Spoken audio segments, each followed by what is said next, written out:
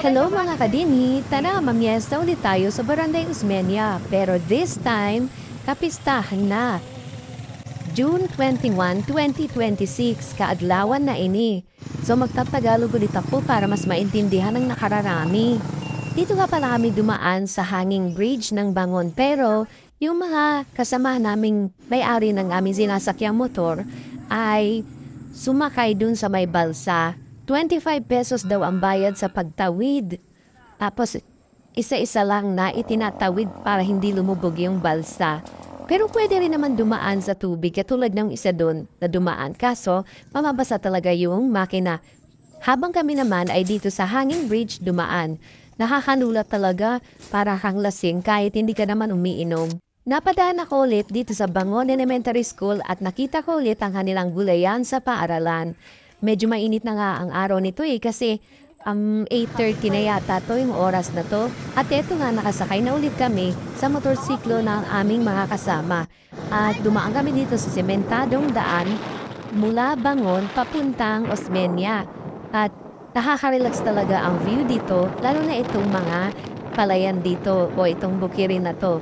Tapos nakikita na dito yung mga kabahayan dito sa Barangay Osmeña at napadaan ulit kami dito sa kanilang alugan o ang pinagkukunan nila ng kanilang tubig sa kanilang mga pang-araw-araw na mga gawain. At ito nga naabutan namin yung simbahan na hindi pa pala nag-uumpisa yung misa at hindi pa po prosesyon kaya nagpunta muna kami sa kakilala ng aming kasamahan dito para mag-almusal muna. Total hindi pa naman nagsisimula ang prosesyon at dito sa kinalalagyan namin ay tanaw na tanaw namin ang simbahan kaya alam namin kung magsisimula ng prosesyon at eto na nga napadaan na dito sa harap ng bahay na pinagkakalagyan namin ang prosesyon na dinaluhan ng mga residente at mga bisita. Meron ding mga sumama na mga deboto at mga namamanata kay Senior San Roque. Ayan po sila, may mga uniform po sila. At saka, ito kasing lugar ng Barangay Osmeña, ito yung tinatawag nila na panaaran kasi meron din ditong yung kasasabi ko lang kahapon yung tungkol sa bukal na pamariguan ni Senior San Roque na nakakagamot. Kaya yung iba dito dumadayo pa mula sa ibang mga lugar o malalayong lugar para lang dito makapag-tao makapag-tirik ng kandila sa simbahan at pumunta dun mismo sa lugar na merong bukal na pamariguan ni Senior San Roque.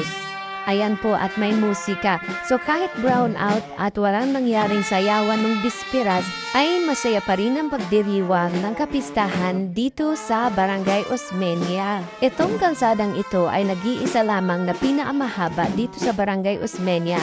Kaya pagbalik ng nagpuprosesyon, ay dito pa rin sila dadaan pabalik doon sa simbahan. Nagkaroon man ng schedule ng brownout nitong araw ng kapistahan dito sa Barangay Osmeña ay hindi pa rin mapipigilan ang maligayang pagdiriwang ng kapistahan ni Senior San Roque.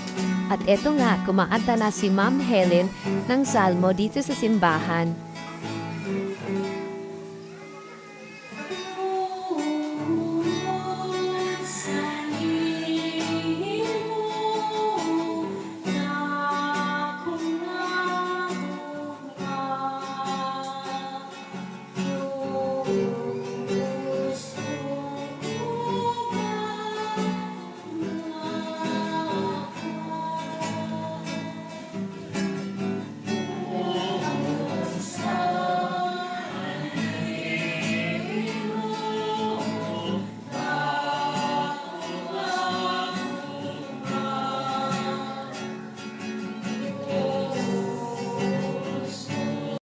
Mag-angkol ka sa Ginoo.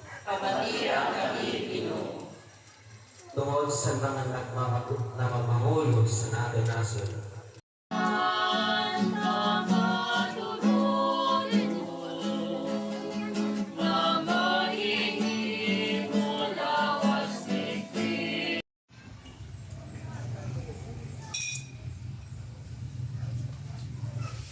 Pagkatapos ng misa ay nagkaroon ulit ako ng pagkakataon para makuna ng video itong ribulto ni Senior San Roque. At dito naman sa kalsada ay nahagip ng video si Boss Dory Vlog o ang tinatawag nilang Elias ng Kabatuan. Sa pundong ito ay tahimik na ang Barangay Osmeña kasi naman mga lobat na yung speaker nila. Hindi pa kasi bumabalik yung kuryente eh.